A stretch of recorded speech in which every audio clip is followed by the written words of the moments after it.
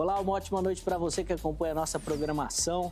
Meu amigo, minha amiga, seja muito, mas muito bem-vindo ao melhor debate teológico da televisão brasileira. É sempre uma alegria poder entrar aí na sua casa, dividir esses momentos com você, com a sua família, para a gente poder conversar, bater papo, trocar ideias, e é o nosso objetivo aqui, que juntos possamos aprender sobre as mais variadas visões do pensamento teológico. Muitas vezes o pessoal fala, poxa, mas vocês conversam e não acham a resposta para nenhuma pergunta. Não é, na verdade, o nosso objetivo aqui responder a pergunta, mas é oferecer para você esse despertar, para que você, a partir dos debates, possa então pesquisar, possa ler, possa se aprofundar nos temas e aí sim você dar as suas respostas para as perguntas que nós colocamos aqui, aproveitando todo esse material que é oferecido a você em todos os debates, certo? Daqui a pouquinho eu já vou apresentar o nosso tema de hoje, rodando aí a nossa matéria de abertura, mas primeiro eu quero apresentar os nossos convidados, eles que vão nos ajudar nessa caminhada, trazendo informação e respondendo as perguntas aqui do Vejam Só.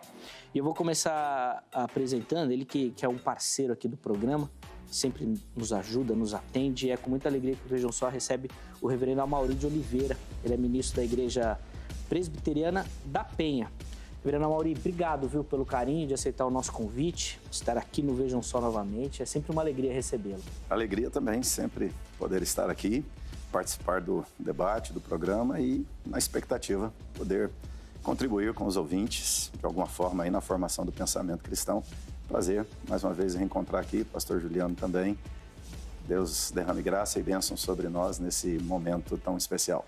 Sim, vai ser uma conversa muito bacana, dois feras no assunto. Reverendo Amaury, por favor, passe o endereço da igreja, que está ali na região da Zona Leste, né? E os horários dos cultos lá também, por favor. Ok, nós estamos ali na Igreja Presbiteriana da Penha, é Rua Major Rudiges, 145, bem no centro ali da Penha. Temos culto nos domingos pela manhã, 9h30, 11 horas, 17 horas, 19 horas, segunda-feira, 20 horas. E quarta, 14h30, e depois as outras atividades aí de casais, jovens, adolescentes, crianças, semana inteira, sempre boas atividades. Muito bacana. Durante o nosso bate-papo, os contatos do reverendo Amaury vão aparecer para você. Então, se você quiser outras informações lá da igreja ou também sobre o Ministério do Irmão, fique à vontade para entrar em contato. Inclusive, reverendo Amaury, se eu não estou enganado, quando o irmão viria pela última vez, acabou não podendo por conta da Covid. Recuperou bem, enfrentou bem esse problema. Graças a Deus, 100% recuperado, sem nenhuma sequela. Que bem. Deus abençoou. Mais um dos nossos parceiros aqui que enfrentou e saiu bem, né? Nós recebemos semana passada o reverendo Jubal, que enfrentou um desafio enorme. Foi muito, muito bom recebê-lo aqui, super bem recuperado também. Reverendo Jubal, nosso abraço, viu, meu irmão? Com todo carinho também a você. E é com muita alegria que o Vejam Só recebe também na noite de hoje ele que foi eleito pela nossa audiência a grande revelação do ano passado aqui do Vejam Só. O pessoal sempre comenta dele, sempre fala dele, muito elogiosos. Pastor Juliano Fraga, é uma alegria para o Vejam Só recebê-lo aqui novamente. Eu sou até suspeito, né, que eu gosto demais do irmão também, o irmão é muito parceiro nosso aqui. Seja muito bem-vindo, pastor. Obrigado, viu, novamente. Graça e paz, Zeca. Mais uma vez um prazer, alegria minha. Imensa gratidão pela oportunidade, mais uma vez, de estar no programa de tamanha relevância que é o Vejam Só, com debates, a qual outra hora eu era fã, né? E graças a Deus, Deus facultou por graça e misericórdia essa oportunidade de poder estar aqui de alguma forma contribuir para o reino de Deus. Feliz também de rever o reverendo Amaury, mais uma vez debatendo assuntos escatológicos, sempre muito bom. Quem ganha é aquele que está em casa. Deus abençoe. Com certeza. Inclusive, pastor Juliano, a sua história, né? Você acabou de dizer, antes ouvinte, agora participando, é inspiradora. Recebo várias mensagens do pessoal também falando, olha, eu vejo e quero participar, quero um dia igual o pastor Juliano e tal. O pessoal se inspira bastante, tem sido bênção, viu, pastor? Zeca, aproveitando aqui o momento, pronto, este livro é o segundo, né? O primeiro de escatologia, mais acadêmico. Este tem um teor acadêmico, a cristologia no livro de Ruth, mas também com lições práticas deste livro de 4 capítulos. Pastor, posso pegar que eu mostro pro pessoal aqui, ó? De presente para o programa. Aí claro. Sim. Olha lá, tá aí, ó. A casa do descalçado. Essa referência em Deuteronômio 25, versos 10. E este livro, tenho certeza, que será também uma bênção, assim como foi o primeiro. Antes até os contatos vão passar aí durante o bate-papo. Se você quiser outras informações do livro também, pode entrar por lá. Passa o endereço da igreja também, pastor, por favor, para a gente. Eu congrego na Assembleia de Deus, Ministério do Belém, cidade de Campinas. A rua é Avenida Pastor Cícero Canuto de Lima. Pastor presidente ali no Parque Itália é o pastor Paulo Freire Costa. Deixar um abraço aqui para toda a Assembleia de Deus, Ministério do Belém, espalhada aqui no Brasil. Muito bacana, inclusive os contatos vão aparecer aí, o e-mail e o canal do YouTube também, vale muito a pena você dar uma passada por lá, tem muito material bacana do pastor Juliano Fraga disponível para você, inclusive alguns dos nossos debates aqui também estão disponíveis lá, vale a pena você conferir. Vamos ver qual é o tema de hoje? Nossa matéria vai apresentar, vai trazer também algumas questões e na sequência a gente volta pegando aqui as opiniões dos nossos convidados. Vejam só. A grande tribulação é um tempo de muito sofrimento no mundo que vai acontecer um pouco antes do fim dos tempos. Haverá guerras, pragas e perseguição a quem ama Jesus. No fim da grande tribulação, Jesus voltará. Na Bíblia existem muitas profecias sobre um tempo de grande tribulação antes do fim do mundo. Em Mateus 24, Jesus fala sobre uma grande tribulação como nunca houve antes no mundo. A grande tribulação é um dos sinais do fim dos tempos. Alguns eventos descritos na Bíblia que provavelmente fazem parte da grande tribulação são guerras de muitos países, a vinda do anticristo, pragas, fome e desastres naturais, falsos profetas, perseguição a judeus e cristãos. Quando vai acontecer a grande tribulação? Ninguém sabe quando a grande tribulação vai acontecer. A Bíblia só diz que vai ser um pouco antes do fim dos tempos. Existem muitas teorias, mas só saberemos com certeza quando tiver acontecido. A grande tribulação e o fim do mundo podem acontecer em qualquer altura. A igreja passará pela grande tribulação? Essa é uma pergunta que certamente já tirou o sono de muita gente. Muitos afirmam que a igreja não passará pela grande tribulação e defendem um arrebatamento pré-tribulacionista, enquanto outros afirmam exatamente o contrário e defendem um arrebatamento pós-tribulacionista. Há ainda quem fica em cima do muro e acredita que o arrebatamento ocorrerá no meio da grande tribulação. Iremos no debate de hoje entender e conhecer um pouco melhor essas duas posições sobre o arrebatamento antes ou depois da grande tribulação. Quais as indicações bíblicas, quais os problemas, as objeções, como aplicar cada uma delas. Fique ligado, vamos começar a nossa conversa agora. O Vejam Só já está no ar. Muito bom, inclusive, olha, essa pergunta é realmente de tirar o sono e o reverendo Weber já deu, né, o testemunho dele, que ele falava que quando mais jovem, né, ele acordou diversas vezes e foi no quarto dos pais para ver se os pais não tinham sido arrebatados e ele ficado por aqui. Reverendo Weber, um beijo, muito carinhoso, irmão, saudade, viu, da sua companhia diária aqui conosco no Vejam Só, sempre foi de muito, muito aprendizado. Bom, antes da gente seguir no nosso bate-papo, vai aparecer aqui para você o nosso QR Code. É um QR Code que vai te levar para uma pesquisa. Você que já assiste, que já acompanha aqui a programação da HIT, a gente quer melhorar a forma como você assiste, o conteúdo que é oferecido e por isso nós estamos pedindo as suas opiniões e observações. Então, entra nesse QR Code, é só aproximar o seu celular com a câmera fotográfica habilitada, automaticamente você já é direcionado para essa enquete. Responda ali a enquete, é bem simples, bem rápido, você vai perceber. Enquanto você acompanha o Vejam Só, você já vai lá respondendo. É muito tranquilo, tá bom? E a gente quer ouvir a sua opinião para oferecer para você uma programação muito melhor, tá certo? Deixa eu aproveitar, antes de pegar as opiniões aqui dos meus convidados no estúdio, de chamar aqui para o nosso bate-papo o pastor Enzo. Ele é lá da Igreja Bola de Neve, inclusive, recentemente, nós tentamos também um contato aqui com ele, não foi possível por causa da tecnologia, né, da participação em um programa. Pastor Enzo, meu irmão, obrigado, viu, por aceitar novamente o nosso convite, estar aqui de novo no Vejam Só, é sempre uma alegria receber o amigo. Eu que agradeço a oportunidade de poder participar de um debate que assim está muito na atualidade, né? Porque está todo mundo vendo as coisas que estão acontecendo, são sinais, né, dos fim dos tempos. Então, eu acredito que possa esclarecer as dúvidas de muitos, né? Então, eu agradeço a oportunidade. A gente que agradece, meu irmão, e já que você tocou nesse assunto, eu já vou começar com essa pergunta. O irmão acredita que nós já estamos nesse período de grande tribulação ou são apenas os sinais que antecedem esse momento? Eu acredito que nós estamos nos sinais, né?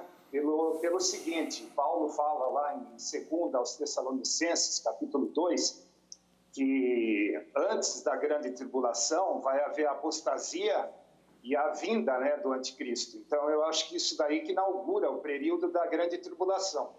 Então, eu acredito que nós estamos nos sinais, mas eu acredito que também está bem perto de acontecer. Certo.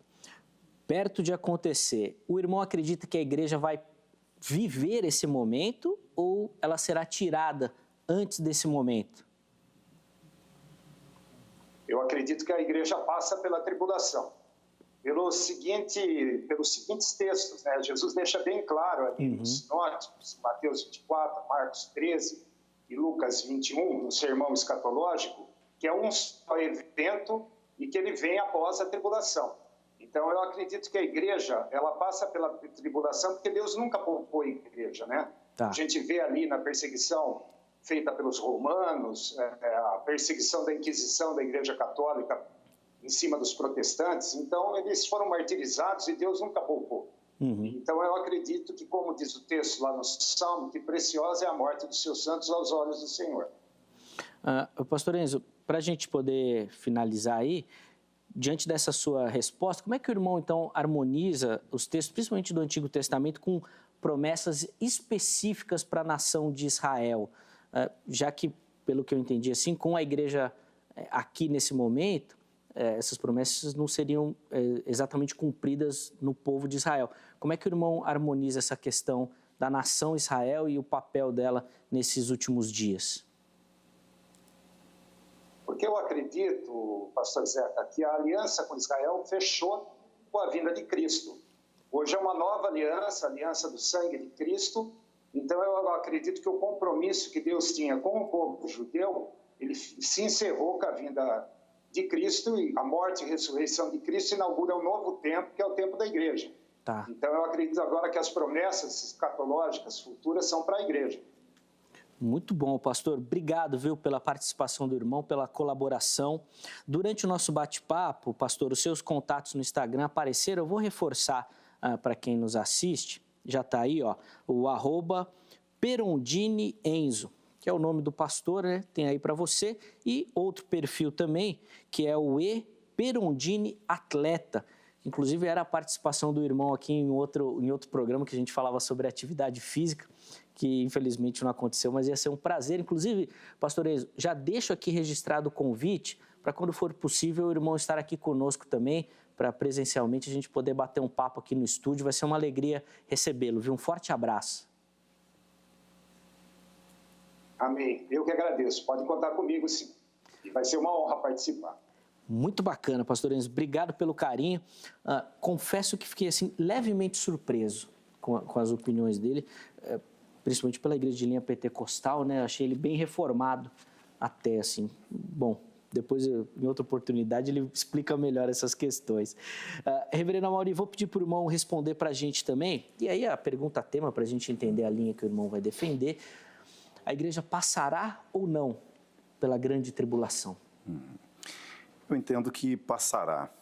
Eu não consigo enxergar na estrutura como a Escritura fala desse tempo do fim, essa divisão e a passagem bíblica, né, que fala de arrebatamento da igreja, de subida da igreja aos céus, é uma passagem que não faz qualquer menção a que isso aconteça antes de um tempo de continuidade da história, né? Ou seja, ela já é uma passagem que fala de sermos arrebatados, dos crentes serem ressuscitados e, né, os que estiverem mortos são ressuscitados, os vivos são glorificados, o que já é a inauguração da eternidade, que já é o tempo da eternidade. Ou seja, você tem ali naquele momento ressurreição, glorificação e eternidade. E isso se dá juntamente com a volta de Jesus. Outra razão porque eu não vejo, né, que há essa tirada da igreja antes da volta de Cristo Jesus, ou antes da grande tribulação, né? Esse arrebatamento é na volta de Jesus já, e depois dessa volta a igreja encontra com Cristo nos ares, e esse encontro já é o início do fim, já são aqui as bodas do Cordeiro, já é a igreja se unindo para a eternidade, já vem juízo final em toda essa cena, que no sermão escatológico de Jesus, ele também não faz qualquer tipo de menção aqui a grande tribulação seja com a ausência da igreja. Ele está dizendo que a grande tribulação é um sinal do fim. A conversa de Jesus com os discípulos é muito interessante, ela não é para mostrar quando Jesus voltará, ela é uma conversa para mostrar que ele voltará, é para mostrar que haverá o fim, né? A pergunta dos discípulos é que sinais haverão, né, da tua vinda, ou seja, como podemos ter certeza que o Senhor voltará de fato? Jesus então descreve como seria a história e nos diz que os acontecimentos da história sinalizariam que ele haveria de fato de voltar e que a contagem é de fato regressiva, né? Uma contagem regressiva em andamento. Então, quanto mais o tempo passa, mais perto fica. Essa é a sequência. E a terceira razão aqui é que eu não consigo também enxergar na Escritura esse protagonismo de Israel como uma espécie de fim com o qual Deus constrói a história da redenção. Para mim, o que eu enxergo no Velho Testamento, no Novo Testamento, é Israel como um meio de Deus no que diz respeito ao Messias. E que quando o Messias vem, aí também surpreendi aqui, sempre a expectativa, né, de quando a gente vai para alguém mais de linha pentecostal, é uma exposição mais ou pré-milenista ou dispensacionalista até. Eu entendo, né, que o papel, a participação de Israel no plano da redenção tem a ver com o Messias, e a vinda do Messias é a plenitude do trato de Deus com Israel. Agora, a redenção de Israel através de Cristo Jesus, pela mesma fé, pela mesma conversão com a igreja, dentro dessa era do Evangelho, ou seja, os judeus e gentios são salvos nesta era, e a tribulação é parte dessa era, e é sinal, o acelerar para o final de todas as coisas, e Cristo vem no ápice dela. Muito bom, tem muito conteúdo aí para a gente abordar também, mas, pastor Juliano, quero ouvir a opinião do irmão. Por favor, na sua visão, né, a igreja passará ou não por essa grande tribulação? A igreja, ela não passa pela tribulação, e nós não temos um texto bíblico colocando a palavra igreja dentro do período tribulacional. Nós temos a palavra eleitos em Mateus 24, versos 31, escolhidos, e nós temos também a palavra santos em Apocalipse 13, 7. A palavra eclésia, ela não aparece dentro do período tribulacional. Inclusive, o próprio pós-tribulacionista chamado Norman MacPherson, ele é pai de Dave MacPherson, sendo pós-tribulacionista, ele diz que nada indica que os eleitos seja a igreja. Apesar de a Bíblia no Novo Testamento fazer 15 referências à palavra eleitos, uma a Cristo, outra a anjos, ele diz que possivelmente as outras 13 se trata de igreja, mas nós não temos este texto bíblico. No período veterotestamentário, todas as profecias com referência a este período tribulacional, todas elas remetem e reportam a nação de Israel. Deuteronômio 4, Jeremias capítulo 30, verso 7, nós temos Amós capítulo 5, versículo 18, 19 e 20, nós temos Sofonias capítulo 1, versos 15 e 16, Joel capítulo 2, versos 29 e Daniel capítulo 12, versos 1, o termo que aparece como angústia, tsará, é a mesma expressão de Jeremias 37, angústia de Jacó. Os rabinos no Midrash, eles usam a expressão revelou shel Mashiach, essa referência às dores de parto do Messias, indicando um período futuro tribulacional, que no século XII, rabinos como Rash e como Shemuel, eles também, no comentário de Daniel, usam as dores de parto do Messias, indicando um período tribulacional para Israel futuro. Partindo para o Novo Testamento, Mateus 24, muito usado, a partir do versos de número 15, nós não podemos usar o apelo emocional de que a igreja sempre passou por tribulações e agora nós temos que passar. Até porque, Zeca, Jesus disse em Mateus 24, versos 21, que nada se compara desde o início do mundo com este período que virá. Não dá para comparar outros períodos de tribulação. Terminologias idiomáticas, como, por exemplo, que a fuga não ocorra no Shabat, essa terminologia é para Israel. Nós não guardamos o sábado, igreja. Terminologias que aqueles que estão na Judéia fujam para os montes, esses elementos com evidências internas dentro do contexto tribulacional de Mateus 24, são expressões da nação de Israel. Lucas 21, versos 37, Jesus vai dizer o seguinte, que nós devemos estar orando e vigiando para que possamos escapar destas coisas. Que coisas são estas? Contexto imediato, tribulação, para que possamos estar de pé na presença do Filho do Homem. A igreja escapa dentro deste período. Ainda no Novo Testamento, Tessalonicenses, primeira epístola, capítulo 1, versos 10, a igreja não é destinada para uma ira vindoura, e o próprio Paulo, no capítulo 5 da primeira epístola, ele trata com o dia do Senhor, surpreendendo as pessoas como ladrão, e neste contexto ele usa que aqueles que não estão em trevas, estes não são destinados para a ira futura.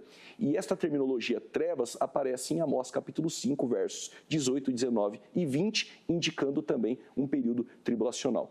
Não quero tratar ainda sobre o EC de Apocalipse 3:10, o contexto e perícope do capítulo 4 ao 18 do Apocalipse, que é tribulacional, onde existe um silêncio ali, mas de forma sintética e lacônica, a princípio é isso, mas no desdobramento nós vamos comentar mais.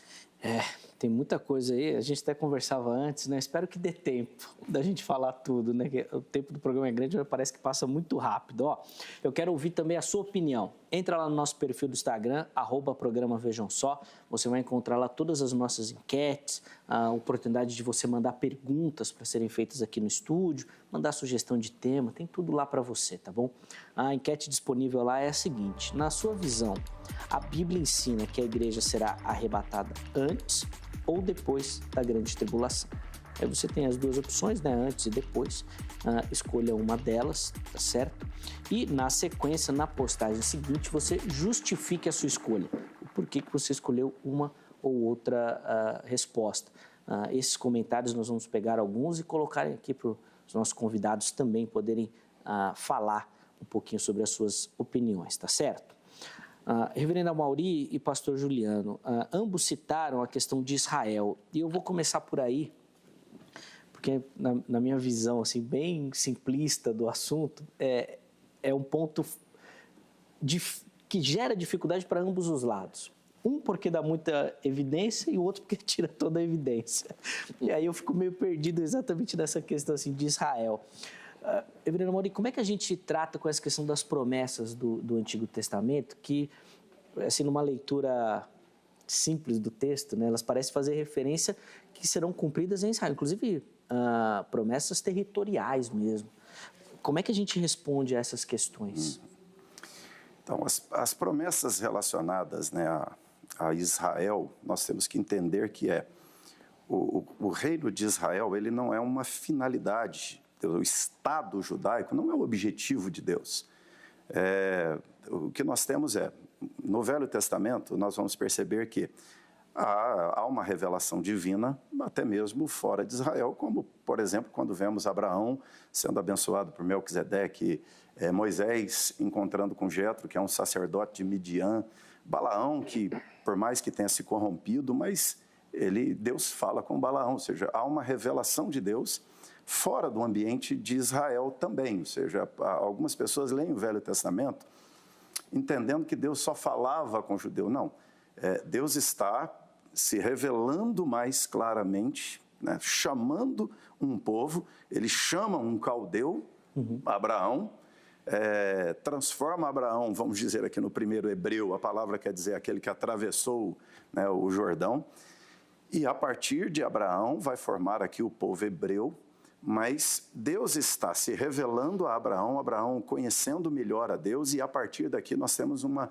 progressão da revelação. Moisés é um momento muito importante dessa revelação, os profetas como aqueles que proclamam a lei de Deus, personagens extremamente importantes no sentido da revelação de Deus se tornando mais clara com o passar do tempo, mas, em momento algum, o objetivo de Deus é a formação de um Estado de Israel que prevaleça sobre os outros povos. O objetivo de Deus é se revelar através de Israel a todos os povos. Essa é a construção. Você vai ter a Escritura, Deus dizendo já no chamado de Abraão que nele seriam benditas todas as famílias da terra, que Deus tem um propósito, um projeto. Paulo é claro em Romanos em dizer isso, que a promessa de Deus tem a ver com o descendente de Abraão, né? O alvo de Deus é o descendente de Abraão. Então, Deus forma para si um povo. Você vai perceber que, até dentro de Israel, das 12 tribos, o foco de Deus é Judá. Porque Judá é de Judá que vem o Messias. E aí vem o Messias e nasce. Você tem 10 tribos ao norte que caem rapidamente no paganismo. E Deus, de certa forma, preserva mais, né, o Reino do Sul, que perdura um pouco mais, e quando cai, o eixo tem a ver com a linhagem de Judá, a linhagem de Davi dentro da linhagem de Judá, até que se chega ao Messias. Então, assim, as promessas do Velho Testamento, o eixo da Escritura não é Israel, não é sobre Israel, é sobre Jesus, né? E Israel no Velho Testamento não é o Estado de Israel, é o povo de Deus dentro de Israel. Quando eu começo a deslocar as promessas pensando no Estado judaico, aí não é uma compreensão, porque não é uma compreensão correta, porque no próprio Velho Testamento, o Estado judaico em vários momentos foi apóstata. Uhum. Em vários momentos, o Estado judaico perseguiu os próprios fiéis, foi seduzido e enganado. Então, o alvo de Deus não é formar simplesmente um Estado judaico que é santo, que é salvo. Não. Dentro do Estado judaico, como Deus disse para Elias, tem 7.000 joelhos que não se dobraram a Baal. Ou seja, os crentes, a igreja, o povo fiel a Deus no Velho Testamento está dentro do Estado de Israel, mas não é o Estado de Israel. Ele está lá. O Estado de Israel é uma provisão de Deus para que ele seja preservado ali, porque, como o povo de Deus preservado fora, num ambiente mais hostil, é mais complexo. E Deus vai dando consistência ao seu povo. Mas, mesmo no ambiente de quando Israel cai no cativeiro, você tem uma minoria, povo fiel, e a grande maioria, o Estado apóstata, e Deus traz o juízo sobre esta nação. Aí, quando nós chegamos no Novo Testamento, a expressão de Paulo é que a igreja alcança a maturidade. A igreja, ela está dentro do Estado de Israel, agora no Novo Testamento a igreja ganha a sua identidade e ela vai para as nações da terra, ou seja, a igreja é o Israel de Deus. Aí o Israel de Deus tem a ver com a promessa de Deus, que vem desde o Éden. Abraão é um momento de avanço na compreensão, revelação dessa promessa, da aliança. Dentro do Estado de Israel, a igreja está ali, os crentes do Velho Testamento estão ali, os fiéis, e a partir da vinda de Jesus, aí nós temos sim agora o reino que é chegado, o reino que vem, que é o reino ideal de Deus, não é o Estado judaico. O reino ideal de Deus é o reino de Cristo, que ele tem o seu Estado agora e o Estado pleno dele na eternidade. Cristo reinando perfeitamente, plenamente, na eternidade. Agora ele está reinando, vamos dizer aqui, sobre nós. E ele reina sobre toda a criação, mas na eternidade aí só os súditos. E o rei eterno, aí é novo céu e nova terra nesse sentido, é uma nova ordem de existência, contrastando com essa ordem atual. Aquela que a gente vive, boa. Pastor Juliano, eu queria que o irmão fizesse o contraponto, né? Porque na sua linha o papel de Israel ele muda um pouquinho e explicasse para a gente, porque foi como eu disse no começo, é o ponto que me deixa mais intrigado nas duas visões, assim, eu fico meio perdido nessa de um deixa de lado, no outro dá muita ênfase. Inclusive colocando questões, pastor, com a importância do próprio Estado judaico hoje, de conquistas territoriais. Eu já ouvi muita gente falando da própria reconstrução do templo também como uma marca, que o irmão comentasse um pouquinho disso para a gente, por favor. Pontuando a reconstrução do templo, quem disse isso foi Paulo. E Ezequiel 47, ele fala de um templo que suas características não dá para espiritualizá-las em suas medidas com o templo de Salomão, com o templo ampliado por Herodes, este templo destruído por Tito no ano 70.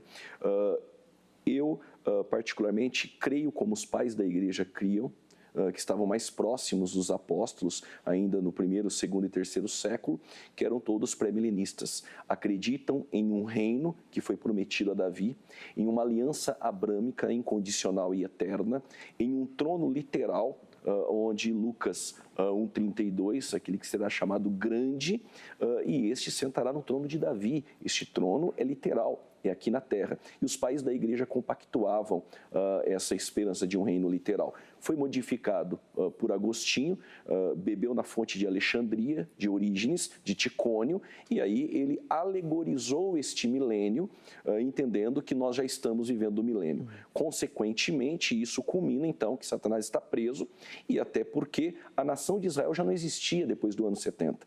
Ela foi destruída, houve a diáspora, e aí ficaria mais fácil essa interpretação. Israel não existe, dominado pelos bizantinos, pelos mamelucos, pelos cruzados, pelos otomanos e, por fim, pela Grã-Bretanha. Ninguém esperava que um austro-húngaro chamado Theodor Herzl, ele viesse a convocar um sionismo com alguns líderes judeus no ano de 1857 e reunindo e pleiteando a causa na ONU da nação de Israel. 50 anos depois, no ano de 1948, 14 de maio, David Ben-Gurion anuncia Israel de volta a ser nação. Ora, as folhas da figueira voltam a florescer e cumpre-se Isaías 66, claramente. Poderia uma nação nascer em um só dia? Poderia uma nação nascer de uma só vez? Mas Sião está de parto e já deu luz aos seus filhos. Entendo que Deus ele tem um único povo redimido, isso é claro, mas ele tem um trato com Israel. Romanos 9, o passado de Israel. Romanos 10, o presente de Israel, e Romanos 11, o futuro da nação de Israel. Capítulo 11, versos 25 e 26, Paulo vai dizer que todo Israel será salvo. Deus ainda tem um encontro com este povo no Vale de Meguido, na Batalha do Armagedon, e tem textos no Antigo Testamento e profecias que se cumpriram em Cristo e não alegorizaram, se cumpriu literal. E porque as promessas futuras escatológicas, nós vamos espiritualizá-las ou ignorá-las. Ainda há muita coisa para acontecer, como Zacarias capítulo 12, Zacarias capítulo de número 14, quando isso aconteceu na história. Nós temos 1 Coríntios 10, 32, o próprio Paulo percebe-se em Romanos fazendo também essa distinção. Nós temos o próprio Tiago, o primeiro dispensacionalista, em Atos 15 e 16, ele fala sobre o trono de Davi. Então eu creio que essas profecias são escatológicas, ele irá se cumprir no período milenar e terreno. Não dá para espiritualizar, como Agostinho fez, profecias que têm seu cumprimento cabal ainda no período escatológico. Quando o irmão fala desse trato com Israel, diferente do que o reverendo Mauri falou, nação realmente, Estado Israel. É a nação de Israel. Não tem essa divisão o judeu, quando eu digo que Deus ele tem um único povo redimido, é a igreja. Sim. Tribos, línguas e nações. Mas Deus ainda tem um tratar com este povo. E este tratar é escatológico. Claro que, num recurso de linguagem paulina, em hermenêutica, uma hipérbole, ele diz, todo Israel será salvo. Claro, todo aquele que reconhecer o Messias na sua segunda vinda, onde ele pisa o pé no Monte das Oliveiras, o monte se abre, e naquele momento eles vão olhar para aquele que eles transpassaram e irão fazer uma pergunta. O que são essas marcas em suas mãos? Quando isso aconteceu na história? Nós vamos espiritualizar este evento? Não tem como. E eles vão reconhecer o Messias, Zacarias 12:10, o batismo de súplicas e lágrimas irá descer, e eles arrependidos irão partir para o milênio, uma terra restaurada. Só um minuto, Zeca. Claro. Para entender a tribulação, nós precisamos compreender o caráter e a natureza da tribulação. Primeiro, para preparar Israel para encontrar com Deus, Amós 4:12, para punir os ímpios e punir a tríade satânica, a besta que sobe da terra, que sobe do mar, e também a antiga serpente e o dragão. Depois eu vou fazer essa pergunta sobre Israel aí, porque me soa até como maldade para esse povo, só eles terem que enfrentar isso, mas depois o irmão explica. Comenta rapidinho para a gente essa questão dos pais da igreja, pré-milenistas, né? Mas a maioria não era pós-tribulacionista também? Uma boa pergunta, Zeca. Na verdade, eles eram pré-milenistas. O pré-tribulacionismo, ele é acusado de ser uma doutrina nova, de 1830. Eu queria até depois um tempo para entrar nisso, para fazer essa defesa. O pós-tribulacionismo moderno, ele é mais novo do que o pré, porque o pós-tribulacionismo da patrística é completamente diferente do pós-tribulacionismo moderno, de George Led, por exemplo, Alexander Rizzi.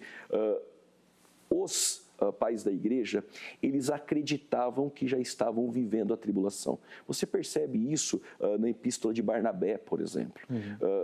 Clemente, dentro dos documentos históricos da patrística, eles já viviam à sombra do Império Romano. Muitos entendiam os imperadores como Nero, como anticristo. Então, o John Walvoord, ele usa até uma expressão bem interessante, é uma ideia intratribulacionista. Por quê? Eles acreditavam que já estavam vivendo o período tribulacional, mas mesmo assim muitos criam na iminência. Você vê Clemente, por exemplo, crendo na iminência.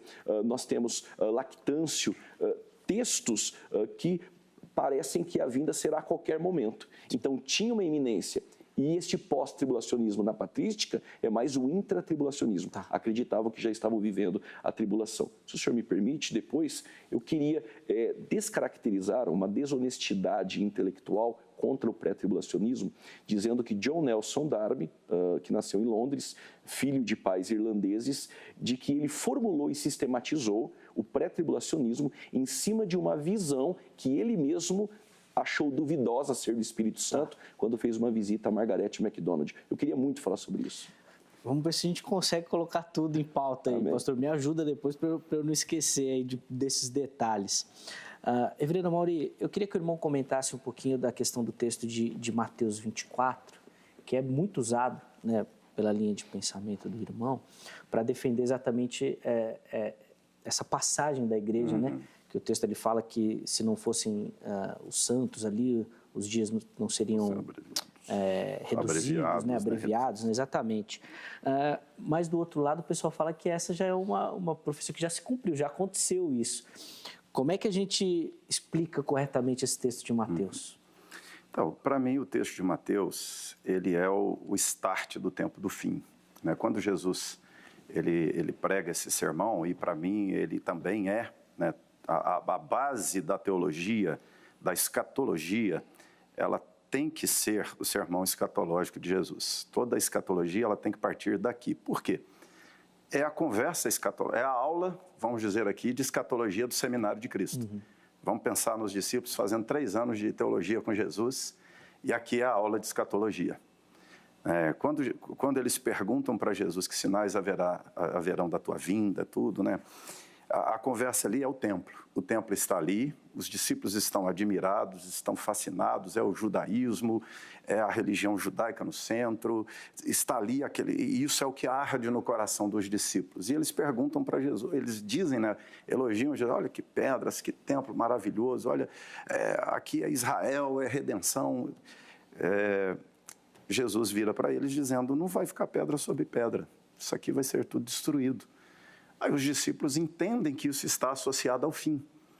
E daí eles perguntam para Jesus, que sinais haverão então da tua vinda, de que o fim está próximo, da consumação dos séculos. A conversa é consumação dos séculos. E a resposta de Jesus é o sermão escatológico. E no sermão escatológico, Jesus retoma lá de Daniel, dizendo assim, olha, quando vocês verem o que Daniel profetizou, o que Daniel viu, entendam que já chegou a hora. Entendam que começou a contagem regressiva. Quando nós olhamos no Velho Testamento, falando do tempo do fim, todo o tempo da primeira vinda do Messias à segunda vinda do Messias é tempo do fim, na perspectiva de quem está no Velho Testamento. Então, esse tempo que nós vivemos é o tempo escatológico, é o tempo do fim. E é isso que vemos no sermão de Jesus. Jesus está aqui falando, olha, eu subirei, estarei nos céus, o que os discípulos não estão entendendo aqui ainda, a conversa de Jesus mais adiante com eles é essa, ele estará no céu, vai derramar o Espírito Santo, e quando isso acontece, vamos dizer aqui, é a hora que solta o cronômetro, É a hora a contagem regressiva do tempo do fim. E Jesus escalona o tempo do fim simplesmente dizendo para os seus discípulos, olha, vocês querem saber que sinal haverá? Então, prestem atenção, esse templo vai ser destruído. Quando esse templo for destruído, aí tem toda essa conjuntura, olha, não é hora de ficar tentando retomar aqui o judaísmo, o templo, fuja, saia, ora a Deus, ele parte aqui desse contexto de judaísmo, dizendo que o fim se estartará. E aí ele vai falar da grande tribulação, e de falso profeta, e de terremoto, e de guerra, e de rumor de guerra. Em que período isso será? No período da história. Em que período isso se dá? No período da ascensão de Cristo até a volta de Cristo. É terremoto, fome, falsos profetas, falsos cristos. Você tem sinais até cósmicos, sinais no céu, manifestações, coisas estranhas. Ou seja, tudo isso, à medida que isso tudo se intensifica e que a tribulação piora, isso sinaliza mais aquilo que Jesus disse que aconteceria. A consumação dos séculos, o final da história. E em momento nenhum, é interessante, Jesus faz qualquer menção a qualquer papel do judaísmo nessa história escatológica. Jesus não usa a restauração do templo como sinal da volta. Jesus usa muito pelo contrário, a destruição do templo como início da contagem regressiva da volta. Eu fico até bastante preocupado, né, quando eu ouço assim, a preocupação com a restauração do Estado religioso de Israel. Eu sei a história inteira, eu entendo que o papel de Israel como povo através do qual veio o Messias, eu entendo que há sim uma promessa de cuidado especial de Deus com eles, que a preservação étnica deles é um compromisso de Deus com Abraão, sim, ou seja, Deus não permitirá que nenhum plano, nenhum projeto de extermínio deles se concretize, né? Porque nesse sentido étnico tem uma preservação, é através deles que nós recebemos o Messias. Vamos pensar que o Messias é um judeu, né? Ou seja, é o povo através do qual nós recebemos os oráculos, os profetas. Paulo vai falar sobre tudo isso, né? A importância deles no plano da redenção, de como eles são instrumento de Deus aqui. Deus não os abandonou no sentido de deixar que sejam exterminados, pelo contrário. Mas o plano de Deus com Israel, né, não tem a ver com a política, com o Estado de Israel. Para mim, uma volta de Israel, a reconstrução do templo e a reinstituição do sacrifício. Eu fico imaginando assim, se isso de fato acontecer, a quantidade de cristão que irá para Jerusalém participar do sacrifício. Para mim, isso é uma profanação da fé cristã. Para mim, isso será uma apostasia, afronta ao Messias que já veio, que já pagou por nossos pecados. E eu fico imaginando aqui, todas as vezes que a gente vai a Israel, leva a caravana, a gente vê assim, a compreensão equivocada que as pessoas têm daquele lugar, do que acontece ali. E eu vejo, francamente, né, que o templo reerguido, um monte de cristão virará judeu, entendendo que aquilo é a religião verdadeira. Aquilo não é a religião verdadeira. A religião verdadeira é o evangelho que nós pregamos. E a redenção do judeu é através do evangelho, não de um Estado judaico. Porque se fala, todo Israel será salvo. Tá, quem será salvo? Os judeus que creem que Jesus é o Messias. É o judeu cristão, é o judeu que converteu a Cristo agora. Cristo já está sendo pregado, posto, e muitos judeus têm crido, e esses judeus serão salvos. Todo Israel será salvo. Pensando em Estado de Israel, não tem ligação, não tem como conectar. Paulo dizendo todo Israel será salvo com o Estado judaico, ou seja, você tem um Estado judaico, mas esse Estado judaico não é todo mundo crente. Esse Estado judaico só é crente quem já é crente no Evangelho, ou seja, esse Estado judaico não é salvo inteiro. Então, não tem sentido para mim essa interpretação aqui. Depois, eu queria falar um pouquinho da questão dos pais da igreja. Não, tá bom. Eu só queria para a gente amarrar essa questão, eu já vi amilenistas dizendo que não acreditam nessa grande tribulação, um período específico. O irmão testou, a tribulação começou ali e vai. O irmão acredita nesse momento de distinção, agora as dores serão maiores, ou é um caminhar da história mesmo? Eu entendo que é um agravar da tribulação. À medida que o tempo do fim se aproxima, ela fica mais grave, né? E haverá um momento em que a tensão igreja e mundo, a Jerusalém, que é o povo de Deus que desce do céu, né, que é o reino de Cristo na terra, e a Babilônia, o Apocalipse ele vai o tempo inteiro fazendo contrastes. E em Apocalipse um dos contrastes é a Jerusalém que desce do céu, a Babilônia que sobe da terra. A sociedade humana, que é, reportando-se a Nimrod, a Gênesis 11, a sociedade humana centralizada, o governo, o poder centralizado, o governo humano aqui, quando Nimrod tenta centralizar, manter todos falando a mesma língua, debaixo do mesmo reino, do mesmo poder, e afrontando Deus e se levantando, é uma construção contra Deus para enfrentar Deus, ou seja, essa sociedade é Babilônia. E a sociedade dos crentes é a noiva, a Jerusalém que desce do céu, é a igreja, é o povo de Cristo, é o povo de Israel fiel, que tem a marca do Cordeiro. E o contraste com os que têm a marca da besta. Ou seja, essa tensão ficará tão forte, tão insuportável, e aí ela é semelhante ao período de Antíoco Epifânio. Tá. Quando aquela lá é um sinal do que haverá de vir no futuro. E quando ela se tornar assim, só a volta de Jesus para salvar a igreja. Pastor Juliano, o irmão quer fazer a defesa aí, histórica do pré-tribulacionismo primeiro, depois eu faço uma outra questão? Sim. Por favor, aproveita, senão depois eu esqueço, não dá tempo. Interessante a visão amilenista do reverendo Mauri. Berkoff também, ele aponta a tribulação futura, ainda que houve alguns cumprimentos parciais em Mateus 24. Mas o amilenismo, ele ignora profecias, por exemplo, de Zacarias 14. Quando ela se cumpriu na história? Quando ela vai se cumprir? É a Bíblia que diz que terá esse encontro com os judeus. E o templo, claro que a salvação é só através de uma pessoa, de Cristo, mas Paulo diz aos Tessalonicenses que o anticristo se levantará, o chamarão de Deus, ele se assentará no templo, este templo reconstruído. Aí já não é mais uma profecia alegórica do Antigo Testamento, como forçam, mas aí também é Paulo falando no Novo Testamento. Que templo é este, então, que vai ser reerguido, que o anticristo vai se assentar lá? Funciona assim, Zeca.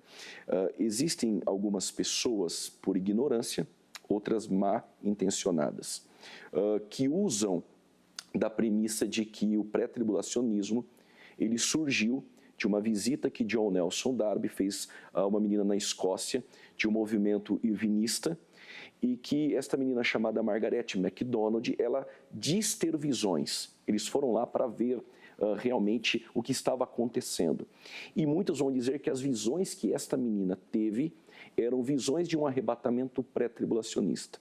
Aqui está meu e-mail, qualquer um que quiser me mandar, solicitando o documento da visão de Margaret MacDonald, todos chegam à conclusão, ou ela tinha uma ideia de um arrebatamento parcial ou de um pós-tribulacionismo. De maneira nenhuma a visão de Margaret MacDonald é pré-tribulacionista. Outro ponto que John Nelson Darby, então, ele sistematizou a partir da visão dessa menina em 1830. Isso é uma inverdade. Ele já formalizou em 1827. Outro ponto é que essa acusação infundada surge de Samuel Tregelles.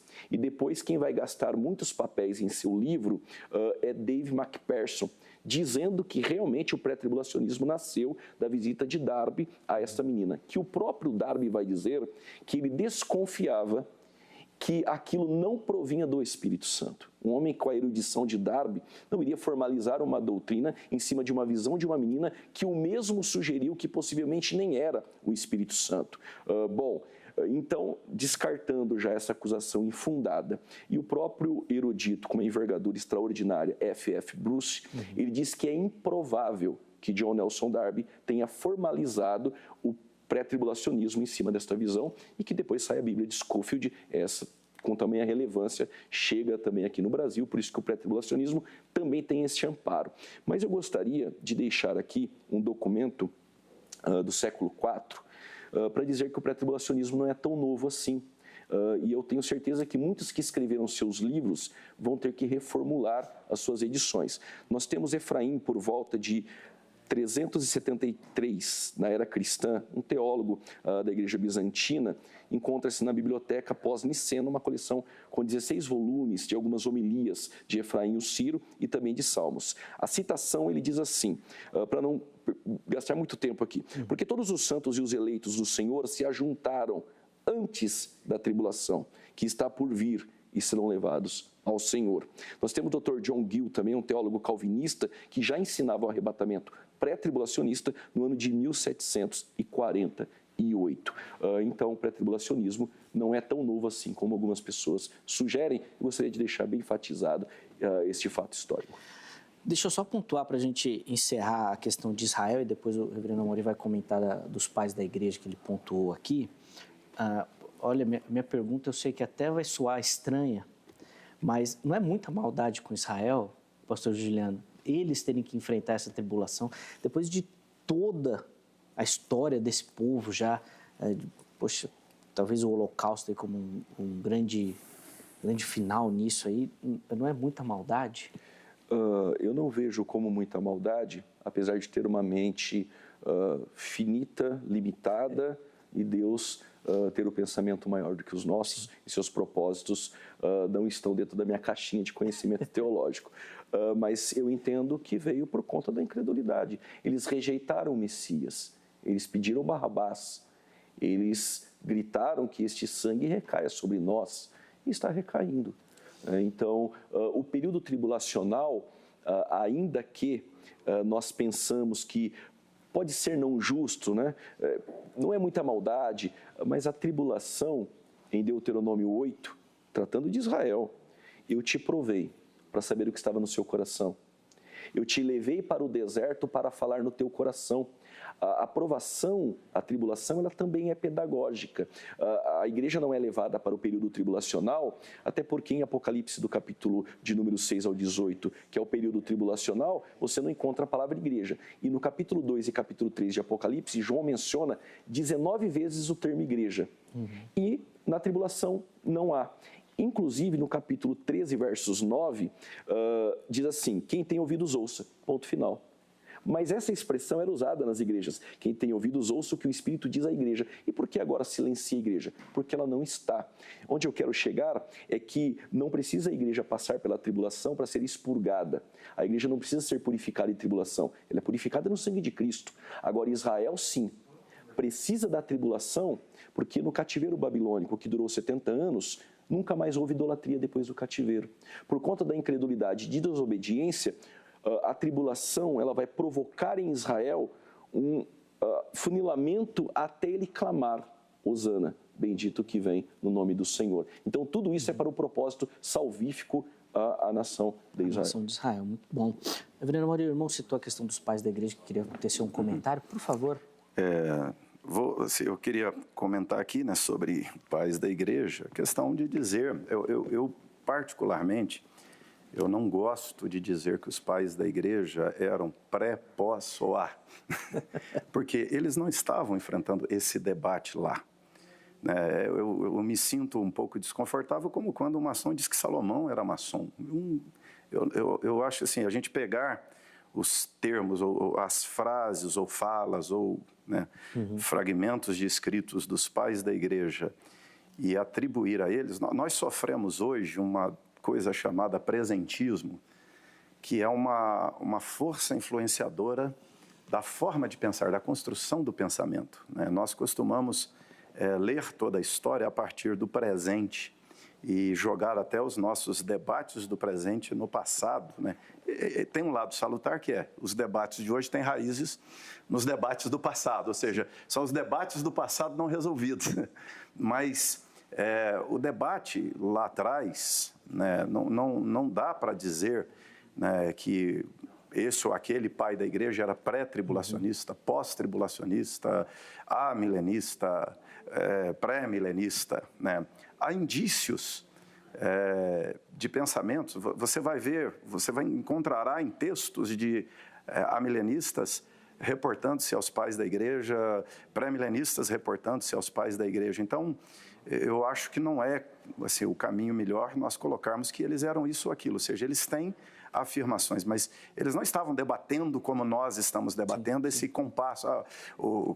Quando você vai achar lá o fragmento do texto dizendo vai juntar os eleitos ou os crentes e eles serão levados, ou seja, você não vai encontrar claramente esse debate, esse cronograma nosso, que o nosso debate hoje é como nós montamos o nosso cronograma da volta de Jesus. Por quê? Tanto pré, pós, todo mundo concorda em vários elementos. Todos nós concordamos que Cristo voltará. Todos nós concordamos que haverá um arrebatamento final, que é a igreja levada para o encontro com Cristo nos ares. Todos nós concordamos que haverá falso profeta, anticristo, tribulação. Ou seja, a divergência nem é um debate de inimizade, ou seja, né, o fulano é herege. Não. É um debate de montar o cronograma, né, de como os fatos sucederão. Mas, no debate mais antigo, né, de fato, havia uma questão, uma inquietação dos pais da igreja, que era, você tem o princípio dessa transição aqui. Os primeiros cristãos eram judeus, que entendiam que o plano era para os judeus, que entendiam dessa forma. E aqui nós temos a transição da igreja saindo do judaísmo. Cada vez mais, com o passar dos anos, a igreja é menos judaica, mas a primeira igreja é judaica. Paulo, quando vai pregar nas cidades onde chega, vai na sinagoga. Os primeiros crentes são quem? Os convertidos judeus que creem no Messias. E, a partir daí, a igreja ela vai sendo cada vez menos judaica. Está aí o concílio de Jerusalém, lá em Atos, que já toma algumas decisões, dando menos importância aos rituais judaicos, porque a igreja é cada vez mais gentílica. Mas, pessoalmente, né, aqui, eu entendo que não é um caminho mais correto nós começarmos a taxar os pais da igreja de pré, pós, nada disso, né? Eu acho que esse é o cronograma hoje. As disputas de cronograma hoje são diferentes das disputas de cronograma lá atrás. E eles fizeram afirmações dentro dos debates que haviam lá. Um outro ponto aqui, que é o do Darby, né? Eu concordo aqui com o pastor Juliano, eu pessoalmente não sou de ler alguém que... eu vi um ou outro pensador dizendo que Darby é o fundador do tribulacionismo, da ideia do pré-milenismo. É um equívoco histórico, ou seja, o que se atribui a Darby, e aí muitos escritos de Darby têm a ver com isso, é o dispensacionalismo. Ou seja, o dispensacionalismo é uma visão, é um segmento de pré-milenismo, né, que até diverge bastante, vamos dizer, de um pré-milenismo histórico. Há divergências dentro das linhas. Há milenistas que pensam diferente de milenistas. Há pré-milenistas que pensam diferentes de pré-milenistas. Então, Darby, ele acaba tendo uma contribuição muito forte com o dispensacionalismo, mas o pré-milenismo em si não tem a ver com Darby, porque já existia pressupostos ligados a ele bem antes. E ele tem assim, o avivamento do pré-milenismo, do pré-tribulacionismo, desse Israel com uma retomada de protagonismo histórico, tem muito a ver com o movimento sionista. Sempre todo o pensamento cristão é influenciado, o pós-milenismo é influenciado pelo iluminismo. É uma era doral, a ciência. Aí a turma começa a olhar e dizer, a igreja vai produzir milênio na Terra. Nós vamos pregar o evangelho, o mundo vai virar cristão, teremos justiça social, teremos ciência e remédio para as doenças. O presente influenciou a interpretação bíblica, né? Isso é fato. Nós somos filhos da nossa época e isso mexe na maneira de ler. Reverendo Maury, eu queria que o irmão comentasse um pouquinho do texto lá de Apocalipse, que fala da primeira e da segunda ressurreição. Como é que a gente aplica essa questão na sua visão, por favor? Tá, eu olho para o Novo Testamento, eu vejo diversas vezes o conceito de ressurreição sendo muito usado, tanto para a conversão, né? Você tem horas que ele é literal, a ressurreição do corpo, e tem horas que é a conversão como novo nascimento. Então eu entendo que o que o autor faz em Apocalipse, no arranjo da história, é só o cruzamento. Você tem primeira e segunda morte. Você tem primeira e segunda ressurreição. A segunda morte é a morte depois da morte. A segunda morte é a morte de lançar no inferno. A primeira morte é a morte física.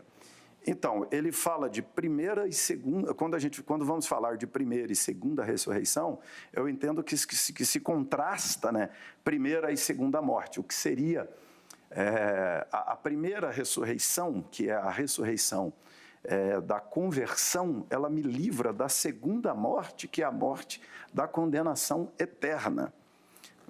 Porque ele está fazendo esse cruzamento aqui. Quando ele fala de primeira morte, aqui é a morte física. O que me livrará dessa morte física é a segunda ressurreição, que é a ressurreição do corpo. Então, eu entendo que ali, né, não há uma... assim, aí é questão minha, pessoal, né? O meu primeiro contato na conversão foi com a escatologia mais pré-milenista. Tá. Foi com o dispensacionalismo pré-milenista, logo no começo da conversão. Mas eu sempre tive muita assim, dificuldade de ler nas linhas bíblicas essa coisa de Israel, Estado na tribulação e depois milênio. Para mim, assim, até é complexo essa coisa de Israel... O pastor está aqui falando, né, da disciplina, ou seja, olha quantos judeus se perdem na nossa era. Aí, quando chega na era dos judeus, um monte de judeus segue, na verdade, o anticristo, e Deus vai tratar com o judeu lá do fim. Se nós já temos 2000 anos de história, esse judeu do fim é a minoria em relação ao contingente de judeus ao longo da história inteira, e Deus agora vai tratar com Israel lá no fim, sendo que na história inteira a maioria dos judeus já morreu, ou seja, vamos pensar que ao longo da história existiram aí 200, 300, 400, 500 milhões de judeus, e no final hoje nós temos lá em Jerusalém 8 milhões de judeus vivendo ali, vamos dizer que aquilo cresça muito, 20 milhões de judeus, e Jesus vai tratar com aqueles lá em detrimento de 1 bilhão de judeus que existiram ao longo da história, e agora o trato de Jesus com Israel ali. Não, eu acho que tudo tem a ver com o Israel de Deus, que é Cristo, igreja, judeus e gentios, crentes na igreja, e lá naquele contexto, ressurreição tem a ver com essa igreja espiritual, Israel de Deus, que é Cristo, seu povo convertido, judeus e gentios que creram nele. Não creio que haverá um trato especial com um Estado de Israel lá no final. Específico, muito bom. Pastor Juliano, não sei se o irmão vai querer dar ou fazer algum comentário em cima da fala, pode ficar à vontade, mas eu queria que o irmão falasse um pouquinho para a gente também sobre o texto lá de 2 Tessalonicenses. 2. Do algo Sim. ou alguém. Já vi muita gente falando que é um problema para o pré, né, também, para esse pensamento. Comenta um pouquinho para a gente desse texto, por favor. Amém, Zeca. Boa oportunidade, né? Bom, o Israel de Deus, que o reverendo Amaury comenta, né? Ali Paulo usa aquela preposição kai, né, no grego, e, né, o então, e ali ele diz, Paulo, né, aos Gálatas, eles e Israel de Deus. Eu não encontro ali em Gálatas que o Israel de Deus seja a igreja, né? Então existe essa distinção. Mas sobre o texto aqui de 2 Tessalonicenses, no capítulo 2, que diz que a nossa reunião com ele se dará, mas antes virá uma apostasia, e a manifestação aqui é do anticristo. O termo apostasia, ele foi usado até o ano de 1611, desde a Vulgata Latina até a Bíblia King James. Em todas as versões que nós temos inglesas, Wycliffe, Tyndale, Coverdale, até Genebra, usava a expressão partida. A nossa partida. E aí é revelado, então, o iníquo. Muitos entendem ali já como um arrebatamento. Estou aqui dizendo aos pré-tribulacionistas que existe sim essa possibilidade e que a expressão apostasia, ela passou a ser vista como esse abandono da fé em nossas traduções depois de 1611. Até ali, o termo usado era partida. Mas eu ainda não acredito que ali seja o arrebatamento. Lendo até o versículo de número 3, até parece que o pré-tribulacionismo está encurralado, que o anticristo tem que se manifestar. Ou a gente pula para um pós-tribulacionismo ou mesmo. Mas numa leitura bem simples do versículo 7 e 8, porque já o mistério da injustiça opera, e somente há um que agora resiste até que do meio seja tirado. E então será revelado o iníquo. Esse pronome neutro e depois masculino que aparece, existem aqui. Quem é este que detém? Existem vários pontos de vista. O Império Romano, o imperador romano, enfim, o próprio Deus. Nós pré-tribulacionistas entendemos que é a atuação do Espírito Santo. Que a atuação do Espírito Santo por intermédio da igreja detém e resiste à manifestação deste homem da perdição. E que quando este que o detém, aí não é o Espírito Santo, ele é onipresente, eu cometeria aqui um erro terrível, pneumatológico e também teológico, dizendo que o Espírito Santo sai da terra. Não, o Espírito Santo ele não sai da terra. Mas a atuação por intermédio da igreja, ela é restringida. E aí a igreja é tirada e então se manifesta o anticristo. É muito simples. E aí acontece o seguinte, o Espírito Santo vai atuar na tribulação? Vai atuar na tribulação. Ele atuou no Antigo Testamento de forma esporádica. Quando estava em Moisés, no 70, quando estava em Elias, não estava em Eliseu, e vai ocorrer a manifestação do Espírito Santo nos 144 mil judeus, a Bíblia diz 12 mil de cada tribo, nas duas testemunhas, e aqui fica uma ideia de, assim como guardaste a minha palavra da paciência, te guardarei da hora da tribulação que há de vir sobre todo o mundo. Não quero ser desonesto, o ek pode ser um objeto externo, tirar de dentro, e a tribulação, ou pode ser guardar dentro. O ek dá essa possibilidade. Mas aí funciona o seguinte, e quando isso acontece? Como, por exemplo, nós temos o texto de João 12, Jesus dizendo, Pai, livra-me da hora. Era da cruz ou era antes da hora de ir para a cruz? É um objeto externo. Mas vamos analisar o contexto. A igreja é guardada dentro do período tribulacional, segundo o pós-tribulacionismo, ela vai ser guardada. O que fazer com os textos, como eu não acredito na ressurreição, que o novo nascimento, porque qual o critério ali? Porque o critério é que estes que ressuscitaram da primeira ressurreição são aqueles que foram degolados. O novo nascimento é só para aqueles que foram martirizados? Estranho. E qual o critério para dizer que essa ressurreição é espiritual e novo nascimento e a da morte? Aí já não é? O critério fica estranho aí em uma exegese. Só que, se a igreja é guardada na tribulação, o que fazer com essa ressurreição daqueles que foram martirizados?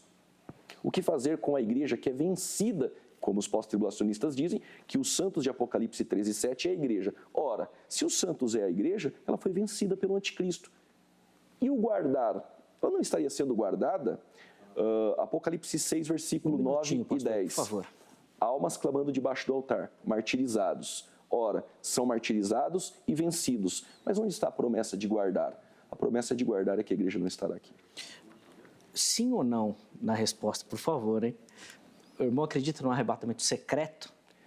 A palavra secreta, essa nomenclatura não está na Bíblia, mas ele acaba sendo secreto, porque em 7 milésimos de um segundo, encontrando a igreja nos ares, que é um abrir e fechar de olhos, quem verá? Distinto da segunda vinda, que todo olho verá.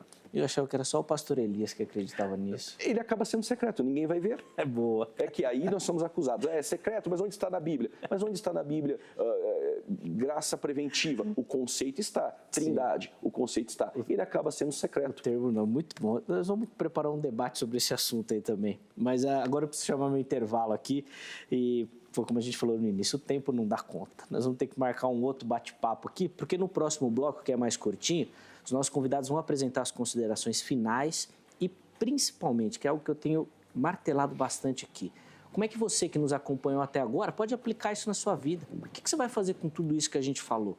Como é que você vai viver a partir desse momento? A gente vai falar isso no próximo bloco. Tome nota do telefone da Grade, Academia Teológica da Graça de Deus, parceira aqui do Vejam Só durante esses 20 anos, código 11-3115-08-19. Você que já gosta de estudar Sagradas Escrituras, já tem ali intimidade com o manuseio da Palavra de Deus, é o lugar perfeito para você lapidar esse dom, para você melhorar, tá bom? Esse seu trabalho com relação à Palavra de Deus. Então ligue lá em horário comercial, pegue todas as informações, unidade, valores, cursos oferecidos, para você se tornar o próximo aluno da Grade. Nosso QR Code também vai aparecer aqui e esse QR Code é o QR Code lá do nosso canal no YouTube, canal oficial da HIT. Muita gente perguntando, Vejam Só, parou de postar os vídeos na internet? Não, não paramos. Todos eles estão aqui nesse canal. Aproxima o celular, você vai ser direcionado automaticamente para lá, se inscreva no canal e ative as notificações. Assim, sempre que tiver vídeo novo, você vai receber. Poxa, de repente apareceu essa discussão lá na escola dominical. Manda lá no grupo da igreja o link para o pessoal assistir também, ou de repente lá no grupo da família. Bom, fique à vontade, compartilhe a nossa programação. As demais redes sociais da HIT aparecem aqui também para você, Instagram, Facebook, fique à vontade. Você que gosta da nossa programação, é um prato cheio para você que nos assiste, tá bom? Intervalo rápido, o Vejam Só vai, mas daqui a pouquinho nós já estaremos de volta.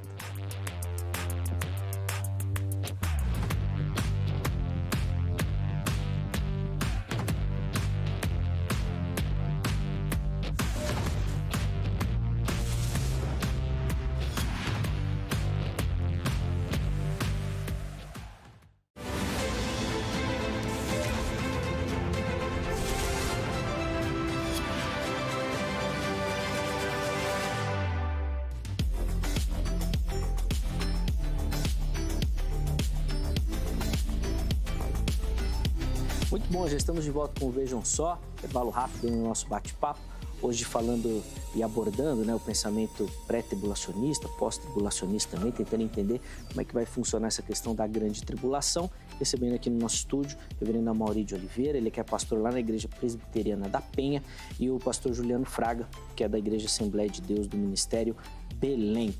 Eles já vão ter a oportunidade de fazer as suas considerações finais, mas antes, rapidinho, eu quero dar aquela moral para você que acompanha o Vejam Só, que assiste e que manda a sua participação aqui para a gente, tá bom? Nosso endereço eletrônico já aparece aqui para você, vejamsó@hittv.com.br. Mande nesse e-mail a sua foto ou o seu vídeo, tá bom? Às vezes o pessoal manda lá pelo Instagram, pelo Facebook, fica difícil da gente coordenar tudo. Manda no e-mail que é mais fácil, tá bom? Para a nossa produção poder pegar a sua foto. Não esqueça de, no corpo do e-mail, mandar o seu nome completo, a cidade e o estado onde você fala. Se alguém tirou a foto ou se alguém aparece com você na foto, manda o nome também, que a gente dá aquela moral por aqui, tá bom? Nossa primeira foto vem aqui de Suzano, no estado de São Paulo, e é o Ivan Nogueira, que aparece aí na sua tela, acompanhando o Vejam Só ali também. Ivan, meu irmão, obrigado, viu, pelo carinho de mandar a sua foto. Tá concorrendo aqui também aos nossos prêmios, já vou mostrar o brinde na sequência. E a nossa próxima foto vem de Minas Gerais, da cidade de Santa Bárbara. E quem aparece aí para você, acompanhando o Vejam Só, é a Esther Inês. Inclusive já ali com o nosso cenário novo também, muito bacana. Obrigado, viu, Esther, pelo carinho, minha irmã, Deus abençoe sua vida, a sua casa também. Olha, esses irmãos que mandaram as fotos hoje e outros que já enviaram vão concorrer a esse brinde que vai aparecer para você. São 2 livros, um oferecimento da Sociedade Brasileira do Design Inteligente, através da sua editora, da Coval Press, ambos de autoria do professor Marcos Eberlin. Eles estão autografados, como você pode ver aí. Tanto Fomos Planejados como o Antividência vai apresentar para você, com riqueza de detalhes, essa teoria do design inteligente, que é uma vertente acadêmica, científica, tá bom? Envolvendo pesquisadores muito sérios, renomados, como o próprio Marcos Eberlin, que vem para oferecer um contraponto à teoria da evolução defendida por Darwin, que, via de regra, é a única aceita, a única ensinada, a única que vale.